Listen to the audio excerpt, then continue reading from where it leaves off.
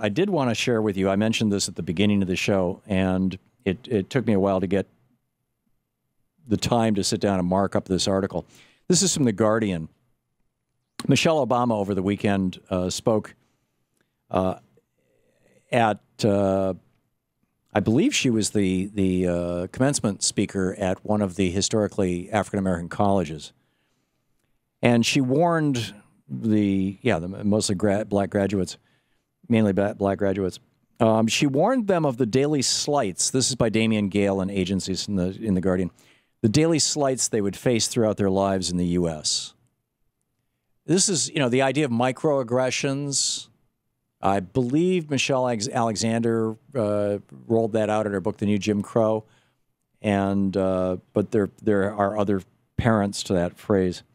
She said these age-old problems are stubborn and they haven't fully gone away. She's being very generous in referring to them as age-old problems. I would say racism and white privilege. And then she talks about, as potentially the first African-American first lady. Well, she wasn't. This is during the campaign. In 2008, she said, I was also the focus of another set of questions and speculations, sometimes rooted in the fears and misperceptions of others, which is another way, again, a very elegant way of saying the racism of the white base in the Republican Party writ large, and even in the Democratic Party. She says, was I too loud or too angry or too emasculating, or was I too soft, too much of a mom, not enough of a career woman?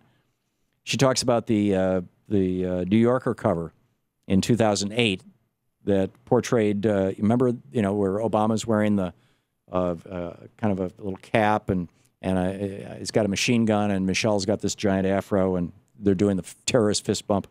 She said it was a cartoon drawing of me with a huge afro and a machine gun. Now, yeah, it was satire, but if I'm really being honest, it knocked me back a bit.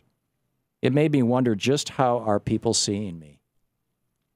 She goes on to talk about how when Fox News said that she was her husband's crony of color and that she was Obama's baby mama, which is slang in the United States for an unwed mother.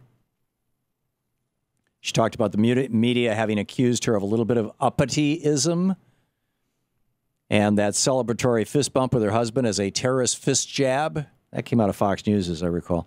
Back in those days, she said, I had a lot of sleepless nights worrying about what people thought of me. She said, the road ahead is not going to be easy. She's talking to these black graduates. It never is, especially for folks like you and me. Because while we've come so far, the truth is that those age-old problems, again, she's being diplomatic in her language, white racism, let's just call it that. Those age-old problems are stubborn and they haven't fully gone away. So there will be times when you feel like folks look right past you or they just see a fraction of who you really are. They don't know that part of you. Instead, they'll make assumptions about who you are based on their limited notion of the world. It can feel isolating. It can make you feel like your life somehow doesn't matter. And as we've seen over the last few years, those feelings are real. They're rooted in decades of structural challenges. Again, diplomatic talk for white racism that have made too many folks feel frustrated and invisible. Brilliant. I have so much respect for Michelle Obama. I got to tell you, I just have so much respect for her.